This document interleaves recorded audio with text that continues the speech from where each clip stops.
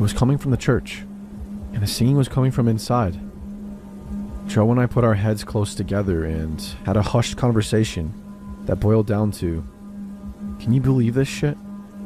The light looked to be candlelight from the way it flickered, and though we tried, we couldn't make out what was being sung. It sounded like church music, but maybe in another language. We sat and watched for a while, trying to see who was in there, but we only saw occasional shadows. We had no intention of getting closer either. We had about a football field length between us, and we aimed to keep it that way. The singing continued for a bit, and then it stopped. After that, a booming male voice began to chant. I was already free. It got to where the single male voice would say something, and then a bunch of voices would answer in song. This lasted for a while, and then they all broke into this long, sustained wail that just kept getting louder. It got so loud and so disturbing that I covered my ears. Then it stopped. At this point, I was getting ready to say, "Let's just get the heck out of here," when Joe put a hand on my shoulder and hissed, "They're coming out."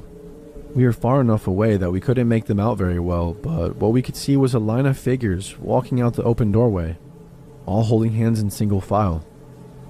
We could see some of them had flashlights.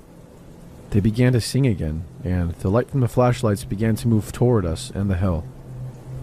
We booked it back down to our campsite,